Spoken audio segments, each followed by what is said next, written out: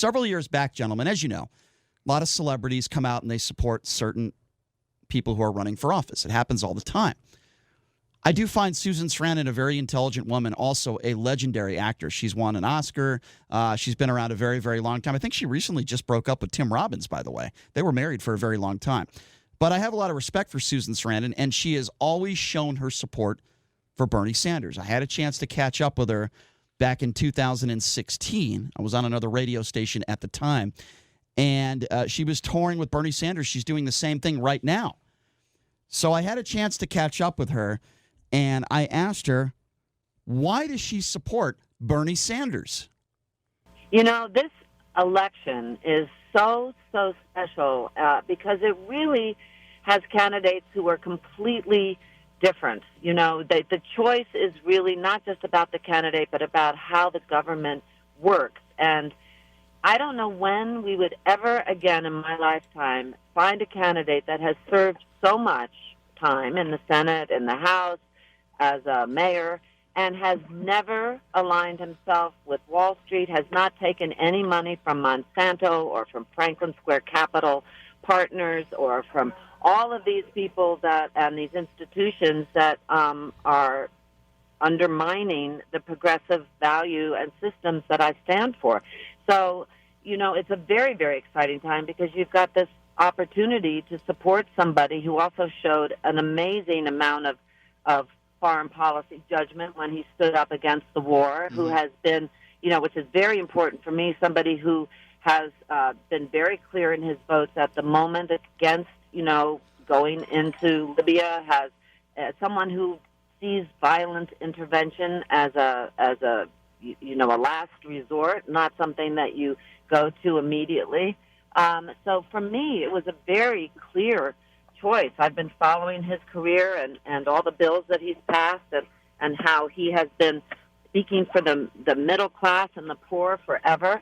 And what he's talking about doing is, you know, it's FDR all over again. It's talking about jobs. It's talking about, you know, bringing Wall Street under control. It's about transparency in government. And I've seen him talking to people who have felt very disenfranchised and now are so involved again. And it's really inspired me when I was in Iowa to see people that want to be part of their government, are ready to get what they deserve and want health care and want education and want all of these minimum wage of $15. And I find him so practical, not at all.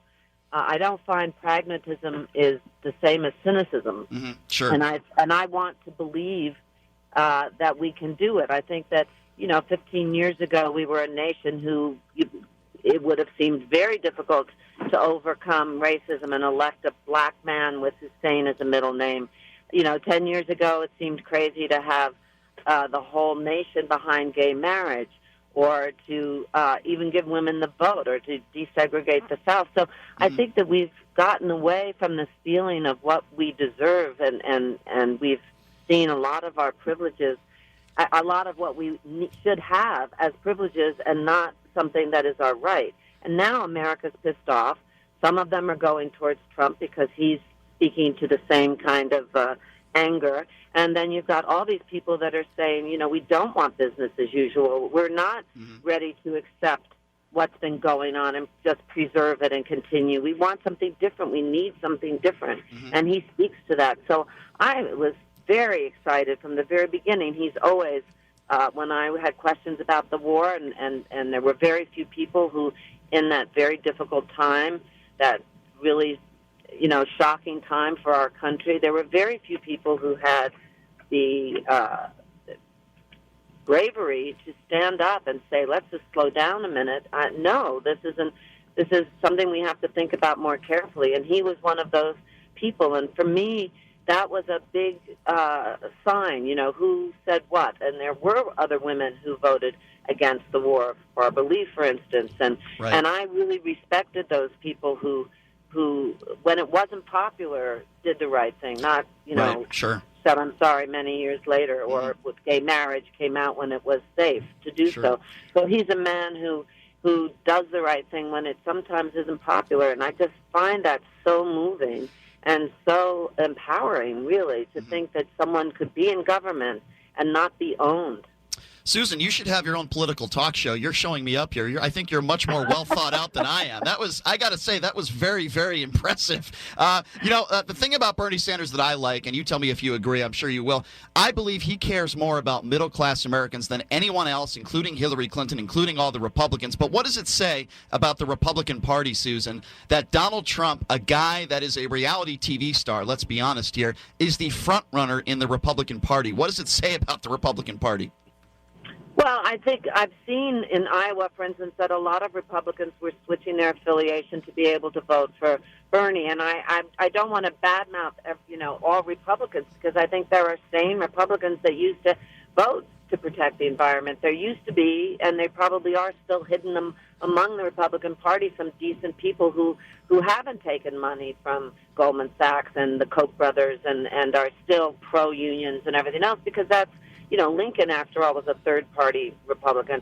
So I hate to even think that Donald Trump represents all Republicans, because I do think there are sane people there. He has spoken to those disgruntled people who feel that the system hasn't been working, and they're right. It hasn't been working. Unfortunately, he doesn't offer any specific solutions. Right. And a lot of his solutions have normalized hatred and racism in this country. And, I'm not really that afraid that he's going to get elected, because if you discount women and you discount minorities, I don't know who's left to elect him. I think the really threatening thing has been that to the rest of the world we look crazy, and also that, as I said, he has made it okay to really play upon all these dark currents that have existed because of people feeling that they work so hard and they have nothing for it. Sure. When I was in Iowa, I was talking to a woman. She has 3 kids. She's working 2 jobs, and she said, "I will pay more taxes if I could get something for it. But right now, I can't afford my copay. I can't put my kids in a good school.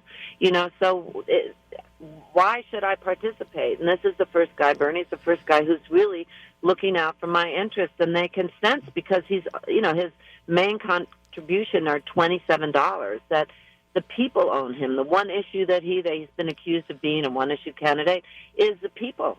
He is definitely of the people. I agree. And you can see that when you see him speak, people understand that. Yeah. So I think that people somehow think that because Trump, even though he's a billionaire and has gone bankrupt a number of times, I think something about that reality show made them think that he could be in control of a situation. And the fact that he's not being specific, they're just not dealing with. And I think people, when they have convictions, very often on left, right, middle, wherever, are very slow to listen to information which challenges their irrational connection to something. And that's what you have with a lot of people. But I can't believe that this was the best that the Republican Party could find. Neither can I, Susan. Yeah, it must be wringing their hands. It really is unbelievable. I will say this, though. The one thing that I would compare Donald Trump and Bernie Sanders to, the one thing, is that they are bringing more young people into the political process. I do think that is a positive. I want to ask you a question, a comment. Well, I think that. Can I just comment on that? Absolutely. I think that one of the reasons that Bernie was so strong with millennials so early was that the press was not giving him any kind of coverage for the longest time. But they were online, so they were following the thousands of people that were coming forward. They're very savvy about his record. They care about the environment. They care about their civil liberties, and they don't want to go into another war. So they were hip to Bernie much earlier because they were online. I think now that finally, because of Iowa, he's getting more play and people can hear his ideas, other people are starting to come around because they just didn't know who the guy was. All right, there you go. That is Oscar-winning actress Susan Sarandon. It held true with her opinions in 2016, and it holds true now in 2020 as she is continuing to campaign with Bernie Sanders. I will say this about Bernie, which, this is one of the many things that I disagree with him on that I think is never going to work. I think his heart is in the right place. I really do. But when you say you're going to tax people 50% that are making more than $29,000 a year, you got a husband or a wife, whoever the case, that's making $30,000 a year, and you're going to take more than $15,000 away from them per year, taxes, so they could have medical benefits. That is completely and utterly ridiculous. I will never vote for Bernie Sanders for that reason, and that reason alone. It's absurd, gentlemen. It's absolutely ridiculous. $15 an hour minimum wage is ridiculous. It's not ridiculous for the billion-dollar companies, but it is for small business. And, another thing I don't understand is this free college for all. What is he, nuts? Where's that money going to come from? It doesn't make any sense. What's going to happen to the value of a college education under those circumstances? You're not going to be higher. What college will be worth more than another college? I mean, does that include law school? Is that just undergrad? There's so many different details you have to think about. But where does the money come from? And the $15 an hour, you're right. That would make sense for a company like a Walmart. Right. But it would have to be separated between up and coming small businesses, just like the tax revenue structure the way it is. It'd have to be if your business revenue is less than $2 million a year, then your minimum wage JD, are you even a $1 billion is $9 or something along those lines. Let me ask you something else. Even a $1 billion company like a McDonald's, are you comfortable with a 16-year-old kid making $15 an hour flipping burgers? Well, see, and they're gonna be replaced by automation very soon, and so you have to take that into consideration as well. So nobody will spit on my burger. McDonald's is not gonna. You're gonna see these major fast food chains like a McDonald's, probably not a Chick-fil-A, but like a McDonald's, a Burger King, something along those lines. You're gonna have about 65 or 70% of their workforce replaced by robots in the next 5 years. All right, Chris Wynn is chomping at the bit. Because Brian, I disagree with Brian on the $15 an hour thing. Okay, you're taking an approach. Your thought process is thinking about a 15-year-old kid or a 16-year-old kid making $15 an hour.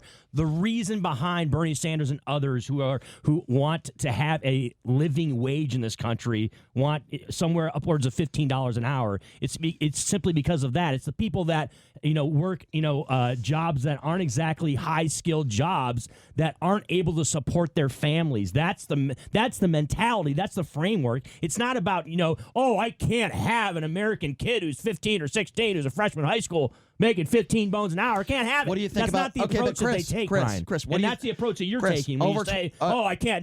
We can't have this. Fine. We can't have teenage kids out there making 15 an hour. All right, I get your point, but you're okay with 50% taxing people that are making over $29,000 Why are you making that connection? I did not say that. We can disagree on the minimum wage. And by the way, on that point that you just brought up, yes. What do you think? What makes you think that this is something that's going to get implemented? Okay, there's a lot of people. He's running for president. By the way, hold on. He's the front runner of the Democratic Party. Let me finish. He okay, is definitely the front runner let of the me Democratic finish. Party. You guys are acting like Bernie Sanders' proposals are something that are going to get implemented in the United States government in D.C. You know how D.C. works. There's checks and balances. There's things that take place where Bernie Sanders may have these pipe dreams, and that's what I'm going to call them, pipe dreams about what he thinks America should do and the United States should do.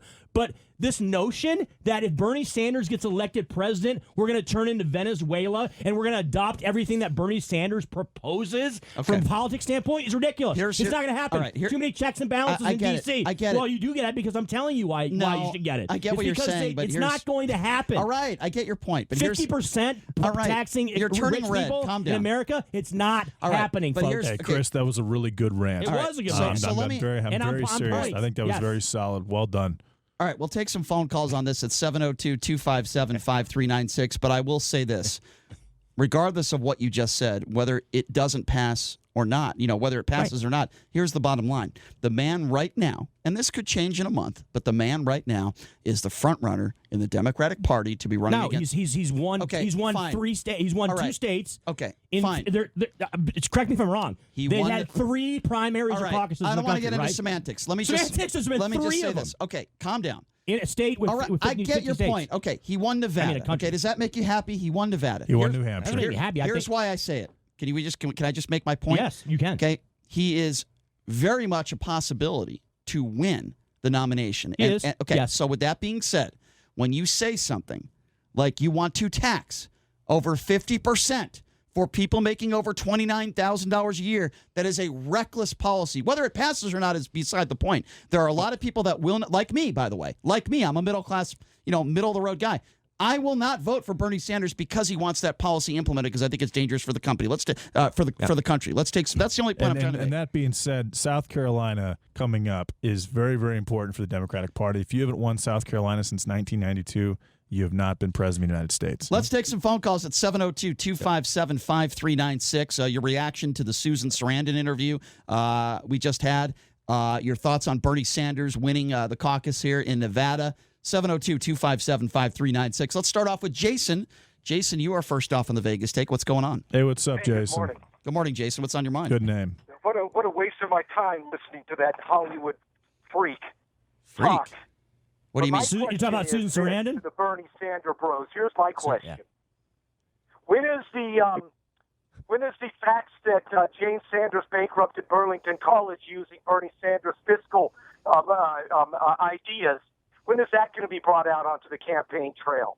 She bankrupted a college using his fiscal policies. They had to close the doors May 2016 All right, fair enough. because of Jane Sanders. Hey, listen, I don't need to hear anything that you have to say. I know all there is. Okay, I moved into this city pot him in down for a second. 1968 as a Okay, pot him down for a pot him down. Pot him down. First of all, get it right, Jason. I'm on the radio and you're not. I don't have to hear anything that you have to say. No, he's talking about Susan Sarandon, Brian, not I know. you. Okay, well, first of all, Susan Sarandon is an Oscar-winning actress. If you don't like her opinions, that's fine. You don't have to like her opinions, Jason. That's okay. But I respect her. You called her disgusting? Robert De Niro is an Oscar-winning actor, and I don't like his opinions. Well, I mean, he doesn't like Donald Trump. So, Jason, I'll pod you back on here. You don't. Okay, so you're talking the whole time. Goodbye. Just kept going. He was talking the whole time. If you're not capable of listening to somebody, Well, I don't think that because you do this a lot. You pod people down. You pod our callers down. But I don't because think he wouldn't shut up. I don't think they when you say hey pod wouldn't them shut down. up. I don't think they know what that means. Okay, well, I'll tell you what I'll do next That's time. why a lot of our callers they just keep talking because I'll tell you what I'll they're do not next sure time. what that means. I'll tell you what I'll do next time. I'll just let him rant for 5 minutes No, and bash I think you need to specify. because that's much better. I think you need to specify what potting a caller down means. It means it's the only way I can get because they just don't know. It means it's the only way I can get them to shut up without shutting up. As you can see, that guy thought he could roll on for 5 minutes. I'm not going to listen to somebody bash one of our guests and he kept for going. 5 minutes. Chris had a nice rant. I had a nice rant today. And that was a good rant, Jason, and great name. 257-5396. Let's go to Kelly. Kelly, you are next up on the Vegas Take. What's going on, Kelly? Hey, what's up, Kelly? Hey, well, I'm an open book, so ask away. But my family escaped European socialism, and I know all the dangers of it. You want to talk about free college? In Europe, you don't get to choose what you become in life. What they do is they test you, and based off of testing in different areas, they tell you you will become a teacher, you will become a cook, you will become a ditch digger. You don't have the choice. In terms of capitalism being so evil among socialism, it's what you earn. My family in Europe own businesses. They were taken away. Kelly, understood. But so let me ask you a few questions because we are up against the clock here. Are you? Sure. Isn't Social Security a part, in a way, socialism? Well, as far as I'm concerned, I'm 45 years old, and I've been putting away in a 401k. That's you. Isn't Medicare socialism also? I'm not relying on Social Security. Okay, but that's you. Okay, but that's you, and not everyone is as fortunate as you are. Maybe you've worked harder than everybody else. I don't know, Kelly, but everyone's not like you. Social Security and Medicare is a form of socialism. I mean, you have a problem with that? I have a problem with people not taking personal accountability and personal responsibility into their own hands. I think that there's a word called consequences, and I think that a safety net shouldn't be go and take your money and don't invest it. Live for today. Go to Disneyland. Go travel. So everybody over the age. You want, so because it'll all be there later. So everybody. So hold on a second, Kelly. My children to, Kelly, hold on a second. I'm sorry to interrupt you, but you're saying everybody over the age of 65 should save up enough money. They should be okay for the rest of their lives. And you're telling me there should be nothing such as Social Security. Just wipe it clean. Do you believe in extremes? I believe that there's an extreme on one hand and an extreme on the other. We do have Social Security as a safety net for those who can't take care of themselves. Okay. We do have Medicare for those who are low wage income earners. Okay.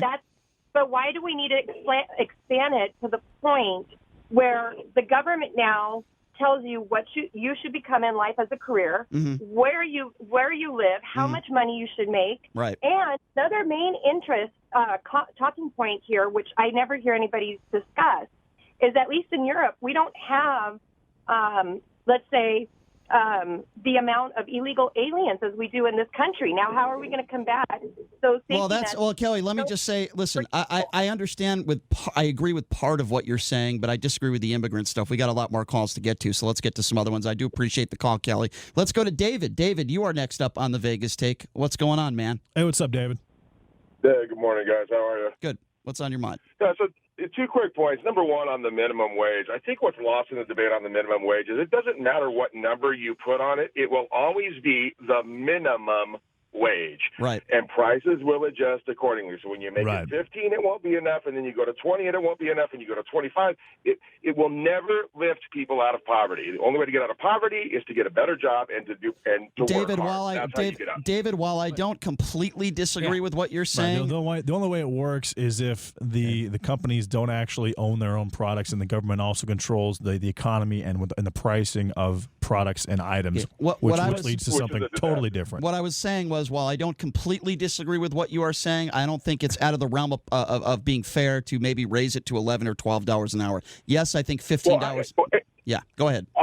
That's fine. I mean, raise it to whatever you want, but it's still going to be the minimum. It's always going to be the minimum. Well, it's by definition, yes. Yeah, that's obviously, what it is. yes. Yeah, that's what I'm saying. And by definition, when you're earning the minimum, you're going to be poor.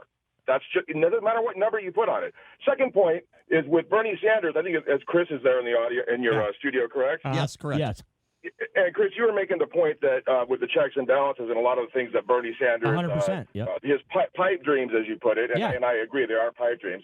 And yet the Democrat Party base is supporting those pipe dreams. And I question, they obviously believe they will be implemented, and we all know it isn't. And as a party, kind of like you got to get back in line with reality, because you're voting for stuff that's never going to happen anyway, and you're going to lose. I don't necessarily agree with the Democratic base, or the majority of Democrats are on board with a lot of the stuff Bernie proposes. I think that a lot of us, and I consider myself a Democrat, understand how Washington, D.C. works, and that even if Bernie Sanders by some fashion ends up being president of the United States, I think there will be massive checks and balances to his plans. So, Chris, if Bernie Sanders wins Democratic nomination, do you vote for Bernie Sanders? 100%. You do. Yes, I do. You do vote Bernie Sanders. All right, fair enough. Let's go back. Let's go back to the phone calls. Let's go to Dave. Dave, you are next up on the Vegas Take. What's up? What's up, Dave?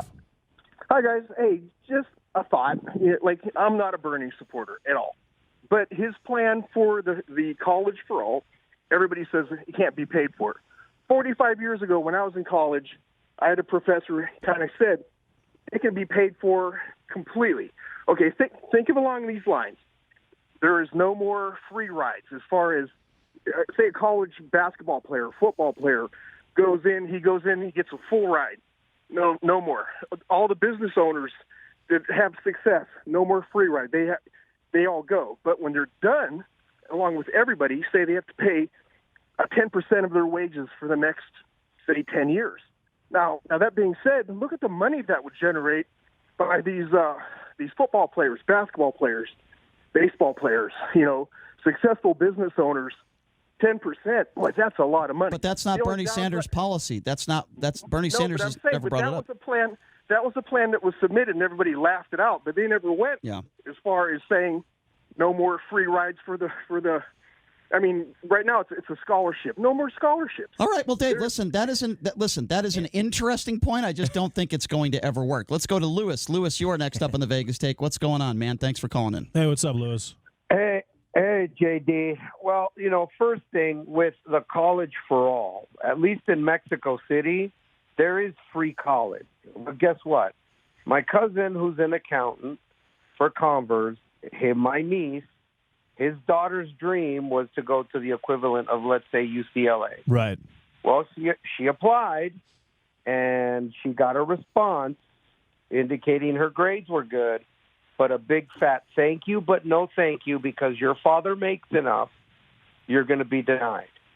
So my cousin is pissed. It's like, what sense does that make? I'm paying for it. I'm paying for everybody else. and now I can't use it. Very good point. Lewis, I want to comment on that, and then we got to go to – I'm sorry, Lewis. We're up against a hard break. I got to go. And I know, so you know – Lewis, I'm sorry. I had to let you go there. I apologize. But let me just say this. Very valid point. All of us in studio paid to go to college, and the bottom line is when you just take. I did not pay to go to college. Okay, well when you just let. I didn't either because I had the GI Bill. When you just say college free for all, what about the ones that paid? What about the ones that are in student debt? All right, we got to take a break, and when we come back, this is going to be very interesting. We'll take some more phone calls a little later on in the show. His name is Chuck Muth. He is a Nevada GOP activist. He voted for Bernie Sanders to help Donald Trump. He's going to explain that vote coming up next. You're listening to the Vegas Take right here on the all-new 101.5 FM, 720 AM, KDON.